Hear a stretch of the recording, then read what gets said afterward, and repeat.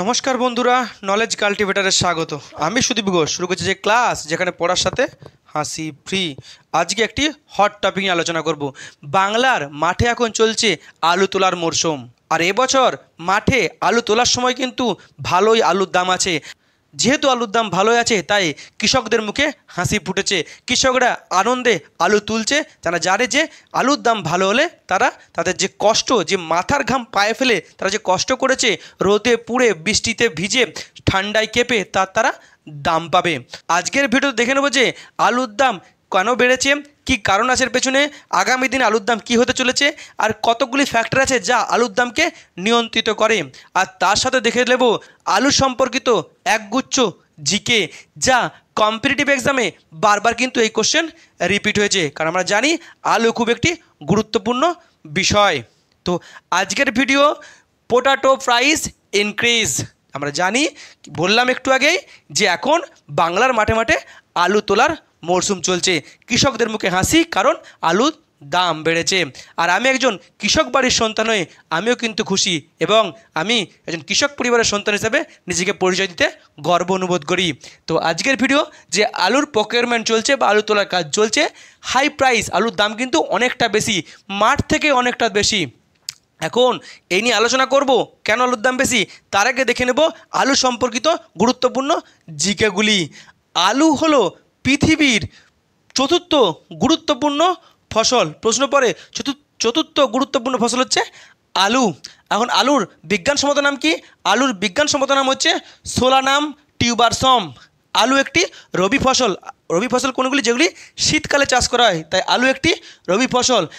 আর আলু কিন্তু ফল নয়, আলু হলো পরিবর্তিত কাণ্ড। কম্পিটিটিভ এক্সামে বারবার এই কোশ্চেন আসে। এছাড়া কি আলুর মধ্যে কি পুষ্টিগুণ থাকে? আলুর মধ্যে প্রচুর পরিমাণে জল থাকে, আর থাকে গ্লুকোজ। তাই যাদের সুগার বেশি হয় তাদের আলু কম খেতে বলা হয়। এখন আলুকে কি বলা হয়? আলুকে বলা হয় সবজির রাজা বা কিং অফ ভেজিটেবল। প্রথম আলু কোথায় পাওয়া গেছিল? প্রথম আলুর নিদর্শন পাওয়া গেছিল সাউথ আমেরিকাতে। সাউথ আমেরিকার যে আন্দিজ পর্বত আছে, সে আন্দিজ পর্বতের এদিক ওদিক, পেরু, বলিভিয়া, এই সমস্ত অঞ্চলে এই আলু প্রথম পাওয়া গেছিল। তবে আলু কিন্তু প্রথম মানুষে খেত না। প্রথমে আলুকে গবাদি পশুর খাবার হিসেবে ব্যবহার করা হতো, পরে সেটাকে মানুষ খেতে শুরু করেছে। আর আলু ভারতবর্ষে কবে প্রচলন হয়? আলুর বা আলু চাষের প্রচলন হয় ভারতবর্ষে সপ্তদশ শতকে। কারা করেছিল? পর্তুগিজরা করেছিল। আমরা জানি যে পর্তুগিজদের ঘাঁটি ছিল পশ্চিম ভারতের গোয়াতে, আর ওই পশ্চিম ভারতে কিন্তু প্রথম আলু চাষ শুরু হয়, তারপরে উত্তর ভারতে ছড়িয়ে পড়ে। এখন এই যে আলু কী কাজে লাগে? আলু বললাম সবজি হিসাবে কাজ করে বা ভেজিটেবল হিসাবে কাজ হয়। আর কিসে কাজ হয়? খাদ্য প্রক্রিয়াকরণ শিল্পে আলু কাজ হয়, যেমন চিপস তৈরিতে, ফ্রেঞ্চ ফ্রাই তৈরিতে আলু কাজে লাগে। তাছাড়াও আলু কিন্তু ত্বক পরিচর্যাতে কাজে লাগে, অর্থাৎ বিভিন্ন ওষুধ তৈরি করতে এই আলু ব্যবহার করা হয়। এখন আলুর বিশ্বের প্রোডাকশন কত? যে পৃথিবীতে আলু উৎপাদন সবথেকে বেশি করে চায়না, আর দ্বিতীয় হচ্ছে ভারত। চায়নার পরে ভারত। এখন ভারতবর্ষে আলু উৎপাদনে প্রথমকে? ভারতবর্ষে আলুর উৎপাদনে প্রথম হচ্ছে উত্তরপ্রদেশ। প্রায় 30% আলু কিন্তু উত্তরপ্রদেশে উৎপাদন হয়। আর তারপরে পশ্চিমবঙ্গে 25% আলু উৎপাদিত হয়। তারপরে বিহার, তারপরে পাঞ্জাব, হিমাচল প্রদেশ, মধ্যপ্রদেশ, গুজরাট। এখন যে আলু বীজ কিন্তু মেনলি উচ্চ ফলনশীল আলু বীজ উৎপাদন হয় পাঞ্জাবে। আর আলু বীজের বিভিন্ন নাম আছে: জ্যোতি, চন্দ্রমুখী, পোকরাজ, কে22, পেপসিকো, কলম্বো। এই পেপসিকো হচ্ছে খাদ্য প্রক্রিয়াকরণের আলু। আর এই কলম্বো কিন্তু নতুন আলু এবছর এসছে, যেটা হচ্ছে কম সময়ে, যার ফলনটা অনেকটা বেশি হচ্ছে। আলু গবেষণাগার কোথায় আছে? আলু গবেষণাগার আছে হিমাচল প্রদেশের সিমলাতে। আর পৃথিবীতে আন্তর্জাতিক আলু কেন্দ্র কোথায় আছে? আন্তর্জাতিক আলু কেন্দ্র আছে পেরুর লিমাতে। বললাম পেরু বা ওই অঞ্চলের প্রথম আলু নিদর্শন পাওয়া যায়। আর আলু চাষের বা আলু গাছের জন্য গুরুত্বপূর্ণ একটি রোগ হলো আলুর ধসা রোগ। আর এই ধসা রোগের যে ব্যাকটেরিয়া, সেই ব্যাকটেরিয়ার নাম হলো ফাইটোপথরা ইনফেস্ট্যান্ট। এই ফাইটোপথরা ইনফেস্ট্যান্ট কিন্তু আলুর চাষের ব্যাপক ক্ষতি করে, এমনকি এবছরও ক্ষতি করেছে, তা কিন্তু আলোচনা করব। আর এই রোগ প্রতিরোধ করতে গেলে আমাদেরকে মেনলি যেটা আলু জমিতে দেওয়া হয় সেটা হচ্ছে ম্যাগনেসিয়াম দেওয়া হয়, তার কিংবা জিঙ্ক দেওয়া হয়। তাই Z78 বা M45 এই জাতীয় ওষুধ স্প্রে করা হয়। এ হলো আলু সম্পর্কিত জিকে। এখন পশ্চিমবঙ্গের আলু চাষ নিয়ে আলোচনা করব। পশ্চিমবঙ্গের পোটাটো কাল্টিভেশন ইন পশ্চিমবঙ্গ। পশ্চিমবঙ্গে আলু কখন চাষ করা হয়? ডিসেম্বর মাসে আলু লাগানো হয় আর মার্চ মাসে তোলা হয়, অর্থাৎ মেনলি শীতকালে আলু চাষ করা হয়। এখন পশ্চিমবঙ্গে আলু উৎপাদনে কোন জেলা প্রথম? Very very important question. পশ্চিমবঙ্গে আলু উৎপাদনে প্রথম হচ্ছে হুগলি, তারপরে হচ্ছে বর্ধমান, পূর্ব বর্ধমান, তারপরে বাঁকুড়া আছে, মেদিনীপুর আছে, হাওড়া, নর্থ 24 পরগনা, এছাড়াও উত্তরবঙ্গের কুচবিহারে বা ওই পার্শ্ববর্তী অঞ্চলে আলু চাষ ব্যাপক হয়। এখন আলু বর্তমানে আলু কিন্তু প্রকিউরমেন্ট চলছে বা আলু তোলার কাজ চলছে বাংলার মাঠে ঘাটে, সে নর্থ বেঙ্গলে কিংবা হচ্ছে সাউথ বেঙ্গলে, এমনকি উত্তরপ্রদেশেও আলু তোলার কাজ চলছে। তো এখন বর্তমানে বললা হচ্ছে যে আলুর দাম অনেকটা বেশি আছে। মার্কেট প্রাইস কত? আলুর মার্কেট প্রাইস বর্তমানে মাঠে, অর্থাৎ শুধু যে আলুগুলো তাকে প্যাকিং ছাড়াই বস্তায় ভরা ওজন করা এইসব বাদে শুধুই যে খালি আলু কৃষকরা সেই নাঙ্গা আলু বা খালি আলু বিক্রি করছে 700 টাকা পার 50 কেজি বস্তা, অর্থাৎ একটা 50 কেজি বস্তার দাম 700 টাকা বা 700 টাকার বেশি দাম কিন্তু বাড়ছে। অর্থাৎ 1 কুইন্টাল আলুর দাম হচ্ছে 1400 টাকা বা 1400 টাকার বেশি। যদি ধরেও নি 1400 টাকা, তাহলে কিন্তু আলুর দাম কিন্তু অনেকটাই বেশি। তার জন্য কিন্তু কৃষকদের মুখে হাসি ফুটেছে। অর্থাৎ যদি ওই হিসাবেই করা হয়, তাহলে শুধুমাত্র আলুটা বা যে ন্যাকেড আলুটা তার দাম প্রতি কেজিতে মাঠে হচ্ছে দাম 14 টাকা। আর কলকাতায় আমরা কত টাকা আলু কিনে খাচ্ছি? কলকাতাতে এখন আলুর দাম 20 থেকে 25 টাকার মধ্যে প্রতি কেজি। অর্থাৎ যেটা 1 মাস আগে ছিল 16 টাকা 15-16 টাকা, সেটাই কিন্তু এখন বেড়ে হয়ে গেছে 20 থেকে 25 টাকার মধ্যে। অর্থাৎ আলুর দাম কিন্তু ব্যাপক বেড়েছে, আগামী দিনে আরও বাড়বে বলছে। এখন আলুর দাম কেন এবছর বেড়েছে আর যে কারণে আমাদের কৃষকদের হাসি ফুটেছে, আমরা চাই যে আলুর দাম আরও বেশি থাকুক, কৃষকরা তার ঘামের দাম পাক, কারণ কৃষকরাই আমাদের হচ্ছে দেশের মেন গড়ার কারিগর। কৃষক আর শ্রমিকরাই আমাদের দেশ গড়ে। কৃষকরা চাষ করছে বলে আমরা খেতে পাচ্ছি। কৃষকরা যদি না থাকতো তাহলে কিন্তু আমরা কেউ বাঁচতাম না। আলুর দাম বৃদ্ধির মূল কারণ হচ্ছে যে মিচাং সাইক্লোন ইন ডিসেম্বর। আমরা জানি যে 2023 সালের ডিসেম্বরে মিচাং ঘূর্ণিঝড় হয়েছে, অর্থাৎ মিক্সাউম বা মিচাং ঘূর্ণিঝড় হয়েছে ডিসেম্বরের প্রথমে। আর এর ফলে কিন্তু হেভি রেন, ব্যাপক বৃষ্টিপাত হয়েছিল পশ্চিমবঙ্গে। অর্থাৎ এর ফলে যে সদ্য যে জমিগুলোতে আলু লাগানো হয়েছিল সেগুলো কিন্তু পুরো ভেসে গিয়েছিল। আর ভেসে যাওয়ার ফলে কিন্তু আলুর ফলন এবছর ব্যাপক কম হয়েছে। মেনলি যে আলুগুলো এই ডিসেম্বরের আগে লাগানো হয়ে গেছিলো বা এই মিক্সাউম বা মিচাং ঘূর্ণিঝড়ের আগে লাগানো হয়ে গেছিলো, সেগুলো কিন্তু আলু জমিগুলো বেশিরভাগটা হচ্ছে ভেসে গিয়েছিলো। আর ভেসে যাওয়ার ফলে আলু কিন্তু সব পচে গেছে বা নষ্ট হয়ে গেছে। আর তার ফলে যে সমস্ত কৃষকরা লাগিয়ে দিয়েছিলেন তাদের কিন্তু নতুন করে আলু লাগাতে হয়েছে বা রোপণ করতে হয়েছে, খরচা কিন্তু অনেকটা বেড়ে গেছে। শুধু তাই নয়, যারা আবহাওয়া দপ্তরের পূর্বাভাস অনুযায়ী আলু বীজ রোপণে কিছুটা লেট করেছিলেন বা অপেক্ষা করেছিলেন মিক্সাউমের দিকে তাকিয়ে, তাদেরও কিন্তু আলু লাগাতে অনেকটা লেট হয়ে গেছে। কারণ বৃষ্টি হয়েছে ব্যাপক, সেই বৃষ্টি শুকিয়েছে, তারপরে মাঠ আলু লাগানোর উপযোগী হয়েছে, তাহলে কিন্তু অনেকটা লেট হয়ে গেছে। আর লেট হয়ে যাওয়ার ফলেই কিন্তু আলুটাতে যখন আলুর কাজটা বাড়তে শুরু করেছে 3 মাস সময় হয়নি। তার আগেই সরস্বতী পুজোর পরে অর্থাৎ ফেব্রুয়ারি মাসের মাঝামাঝি সময়ে হঠাৎ করে শীত কমে গিয়ে বিচে গরম পড়ে যায়, অর্থাৎ ওয়েদার ব্যাপক চেঞ্জ হয়ে যায়। আর এই গরম পড়ে যাওয়ার ফলে কিন্তু আলু চাষের জন্য উপযুক্ত সময় কি, যে শীতকাল লাগবে। আর শীত কমে যাওয়ার ফলে ব্যাপক ধসার আক্রমণ হয়। আর ধসার আক্রমণে আলু চাষের ব্যাপক ক্ষতি হয়, আলু গাছ পুরো মরে যায়। অর্থাৎ আলু গাছ কিন্তু 3 মাস সময় পায়নি। ওদিকে অনেকটা লেট হয়েছে লাগাতে, আর এদিকে মার্চের আগেই ধসাতে খেয়ে নিয়েছে। এখন যারা যে বৃষ্টির আগেই লাগিয়ে দিয়েছিল কিন্তু তাদের কম ক্ষতি হয়েছে, অর্থাৎ তাদের জমিগুলো অনেকটা উঁচুতে বা জল নিকাশির ব্যবস্থা খুব ভালো ছিল, কিংবা যে সমস্ত জায়গাতে কম বৃষ্টি হয়েছিল সেখানে কিন্তু আলু চাষ তাদের কিন্তু অনেকেরই কিন্তু আলু নষ্ট হয়নি বা বৃষ্টির হাত থেকে তারা বেঁচে গেছিলো। বা যেগুলো নষ্ট হয়েছিল পুরো জমির আলু না ভাঙিয়ে বা নতুন করে না লাগিয়ে যে বীজগুলো ক্ষতি হয়েছিল সেগুলোকেই শূন্যস্থান পূরণ করে তারা লাগিয়ে দিয়েছিল, তাদের ক্ষেত্রে কিন্তু আলুর ফলন ভালো হয়েছে। অর্থাৎ মেদিনীপুর, বাঁকুড়া এই জায়গায় কিন্তু আলুর ফলন তুলনামূলক ভালো হয়েছে। এখানে কিন্তু 1 বিঘা জমিতে প্রায় 100 বস্তা আলু হয়ে গেছে বা হচ্ছে। কিন্তু হুগলি, বর্ধমান এই জায়গার মানুষ কিন্তু আলু দেরিতে লাগিয়েছে, নতুন করে লাগিয়েছে বা দেরিতে লাগিয়েছে। এই সব জায়গাতে আলুর ফলন কিন্তু ব্যাপকভাবে কমে গেছে বা খারাপ হয়েছে। যেহেতু হুগলি আর বর্ধমানের সবথেকে বেশি আলু চাষ হয়, এখানে কিন্তু প্রোডাকশান ব্যাপক কম। আর প্রোডাকশান যেহেতু অনেকটাই কম হয়ে গেছে, সেই কারণে কিন্তু আলুর দাম অনেকটা বেড়ে গেছে। আমরা জানি যত কম প্রোডাকশান হবে ইনফ্লেশন কিন্তু অনেকটা বেশি হবে।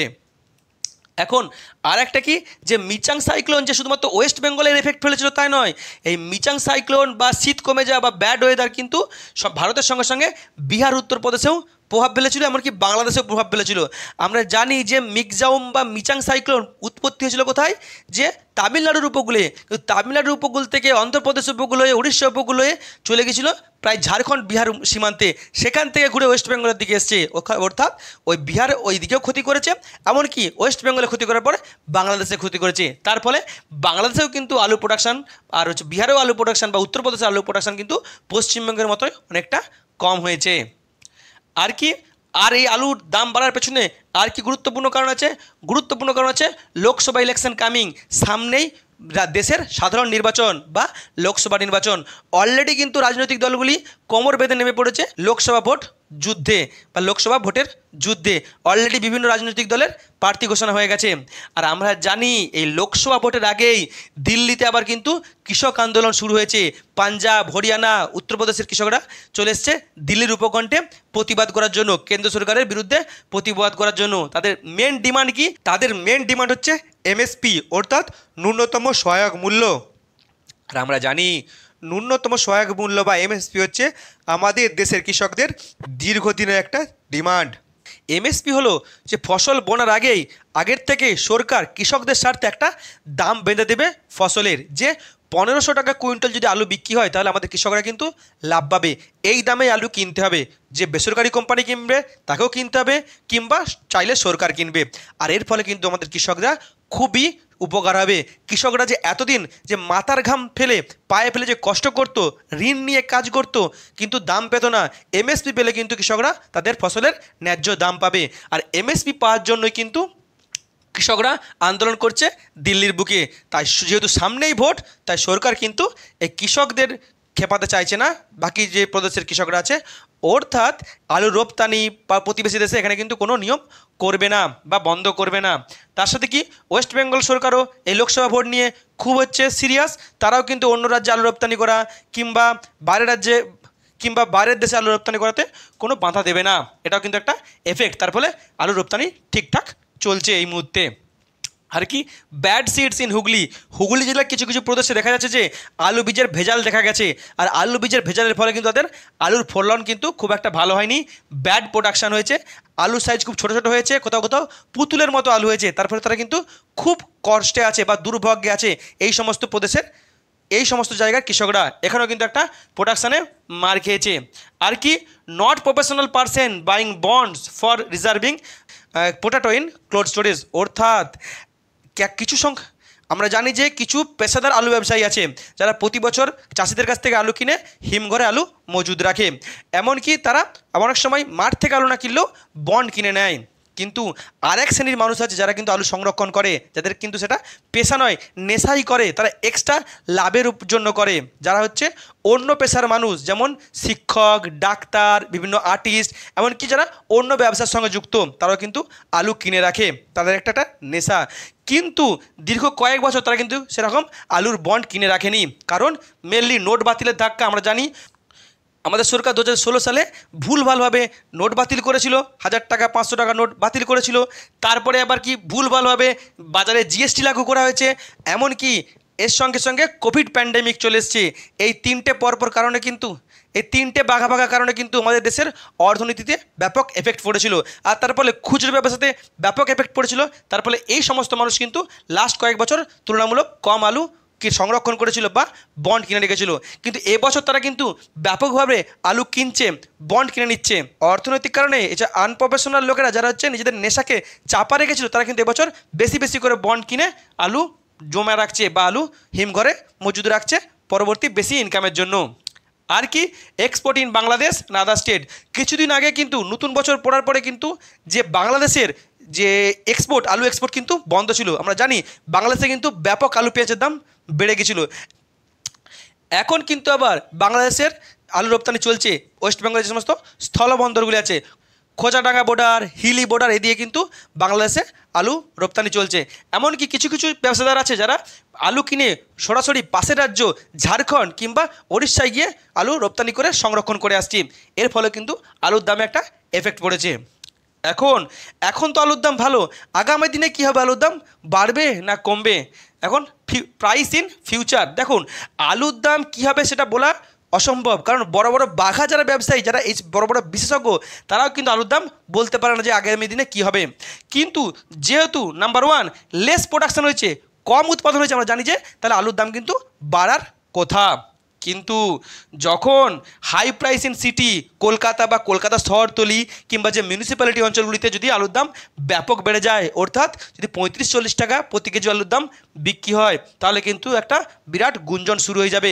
বিরোধীরা কিন্তু সরকারকে চেপে ধরবে যে বাজারে সবজির দাম আকাশ ছোঁয়া। শুধু তাই না, যে সমস্ত নিউজ চ্যানেলগুলি আছে তারাও কিন্তু বিতর্ক করবে সরকারের বিরুদ্ধে। তখন সরকারকে কিন্তু রাজ্য সরকারকে কিন্তু স্টেপ নিতে বাধ্য হতে হবে। তখন কী হবে, রাজ্য সরকার মার্কেটে আলুর দাম কমানোর জন্য যদি বলে যায় যে বাইরের রাজ্যে বা বাইরের দেশে আলু এই মুহূর্তে রপ্তানি বন্ধ, অর্থাৎ যদি বর্ডার সিল করে দেওয়া হয়, বিশেষ করে উড়িষ্যা বর্ডার সিল করে দেওয়া হয়, তাহলে কিন্তু আলুর দাম কমে যাবে। শুধু তাই নয়, যে সরকার যদি বলে যে 10 দিনের মধ্যে সমস্ত হিমঘর থেকে আলু বের করে দিতে হবে, তাহলে কিন্তু বাধ্য হয়ে আলুর দাম কমে যাবে। এটা কিন্তু মাথায় রাখতে হবে। তো নির্ভর করছে সরকারের উপর। যখনই শহরে আলুর দাম বেড়ে যাবে, তখন কিন্তু একটা গুঞ্জন হবে, সরকার কিন্তু স্টেপ নিতে বাধ্য থাকবে। তখন সরকার জানে আলু কিন্তু আর কৃষকরা সংরক্ষণ করেনি, সংরক্ষণ করেছে ব্যবসাদাররা। তাহলে ব্যবসাদারদের স্বার্থ আমরা দেখবো না, কারণ কৃষকদের স্বার্থ কিন্তু বেশি, আর একটা কমন পিপলের স্বার্থ কিন্তু অনেক গুরুত্বপূর্ণ। নেক্সট কি, new central government rules after election. সামনে লোকসভা ভোট বললাম, লোকসভা ভোটের পরে নতুন সরকার কেন্দ্রে বসবে। তারা কি নিয়ম করে, বা এক্সপোর্টের উপর তারা কী নিয়ম করে, বাইরের দেশে এক্সপোর্ট করার উপরে তারা কি নতুন নিয়ম জারি করে, তাও কিন্তু নির্ভর করছে। তার সাথে কৃষকরা এমএসপির জন্য প্রতিবাদ করছে দিল্লিতে। তাহলে নতুন সরকার ক্ষমতা এলে এই কৃষকদের আন্দোলনকে তারা কীভাবে ট্রিট করে, সেটাও কিন্তু একটা গুরুত্বপূর্ণ। এখন কৃষকরা কি করবে, কৃষকরা যেহেতু এবছর ভালো দাম পেয়েছে, এমনকি দাম বাড়ার সম্ভাবনা আছে, আবার অন্যদিকে বৃষ্টিতে ভেসে যাওয়ার ফলে কিন্তু 2বার করে আলু লাগাতে হয়েছে, অর্থাৎ যে খরচ অনেকটাই বেড়ে গেছে। তার সাথে উচ্চ ফলনশীল বীজের দাম ব্যাপক বাড়া, তার সাথে সারের কালোবাজারির জন্য ব্যাপক দাম বেড়ে গেছে, অন্যদিকে বিদ্যুতের দাম বেশি, কীটনাশকের দাম বেশি, লেবারের দাম বেশি। তাই কৃষকদের উচিত, যেহেতু বেশি দাম এখন মাঠ থেকেই, তাহলে তাদের উৎপাদিত আলুর 70% বিক্রি করে দেওয়া। 70% তুমি বিক্রি করে তোমার লাভ সহ টাকাটা বাড়িতে নিয়ে চলে আসো, কারণ তোমার ওই টাকা দিয়ে বাড়ি করতে হবে, তোমার টাকা দিয়ে তোমার মেয়ের বিয়ে দিতে হবে, ছেলেপুলের পড়াশোনা আছে। তবে মনে রাখতে হবে, যাদেরকে আলুটা তুমি বিক্রি করছো, টাকাটা যেন তুমি সবসময় পুরো টাকাটা বাড়িতে নিয়ে আসছো, টাকাটা যেন চোর না হয়ে যায়। আর বাকি যে 30% আলু আছে সেটা তুমি রাখতে পারো, কারণ তোমার প্রফিট তো চলে এসছে, বাকিটা তুমি রাখতে, দাম বাড়লে তোমার এক্সট্রা লাভ হবে। আর কি, যারা প্রফেশনাল যারা আলু রাখছে তাদের কী করতে হবে, যারা প্রফেশনাল যারা ব্যবসায়ী, তাদের কিন্তু লাস্ট কয়েক বছর তারা বারবার মার খেয়েছে, তারা প্রায় ক্ষতিগ্রস্ত হয়েছে। তাই যেহেতু এবছর দাম বেশি, সেখানে আলু সংরক্ষণের ক্ষেত্রে তাদের মাথায় রাখতে হবে যে আমার ক্ষমতাটা কত। তোমার যতটা ক্ষমতা সেই হিসেবে তুমি কিন্তু আলু সংরক্ষণ করে রাখো। বেশি সংরক্ষণ করতে গেলে কিন্তু ঝামেলা আছে, কারণ রাজ্য সরকার আলুর দাম 35 টাকা হয়ে গেলে কিন্তু একটা স্টেপ নেবে, এটা কিন্তু মাথায় রাখতে হবে। তোমার স্বার্থ কিন্তু দেখবে না, কারণ রাজ্য সরকারের মেন প্রায়োরিটি হচ্ছে কৃষক আর সাধারণ মানুষ, মাঝের যে স্তরটা তারা দেখবে না। আর যারা আনপ্রফেশনাল আলু রাখছে তারা কি করবে, তারা রাখতেই পারে, তারা কয়েক বছর রাখেনি, তারা তো পেশায় রাখছে না, নেশায় রাখছে, কারণ তাদেরটা এক্সট্রা টাকা, তো লটারির মতো খেলছে, তারা রাখতে পারে নিজের আয়ত্ত অনুযায়ী। এখন সাধারণ মানুষ কী হয়েছে, যারা সাধারণ মানুষ তারা বর্তমানে কিন্তু কলকাতার মার্কেটে 20-22 টাকা আলুর কেজি, আগামী দিনে কিন্তু 30-35 টাকা আলু কিনে খেতে হতেই পারে, এটা খুব কমন। এখন যদি তার থেকে যদি বেশি হয়ে যায়, তাহলে কিন্তু সাধারণ মানুষের পক্ষে ব্যাপক একটা ক্ষতির ব্যাপার হবে, তখন কিন্তু অবশ্যই সেটা একটা ইস্যু হবে, সরকার তার স্টেপ নেবে। তো এখন 20-25 টাকা তোমাকে আলু কিনে খেতেই হবে, সাধারণ মানুষকে খেতেই হবে। এ হলো আলু সম্পর্কে বললাম, টোটাল বিষয়টি তুলে ধরার চেষ্টা করলাম। কৃষকরা এবছর খুব হাসি মুখে আলু তুলছে, আলুর দাম আরও বাড়ুক, কৃষকরা আরও দাম পাক, কৃষকদের যে ঘামের দাম তারা যেন অবশ্যই ভালো করে পাক, কারণ কৃষকরা আমাদের দেশের মূল শক্তি। এ হলো আজকের ভিডিওটি যদি ভালো লাগে তবে অবশ্যই লাইক, কমেন্ট, শেয়ার এবং চ্যানেলটি সাবস্ক্রাইব করতে ভুলবেন না। আবার দেখা হবে নতুন একটি ভিডিওতে, ততক্ষণ পড়তে থাকো, হাসতে থাকো।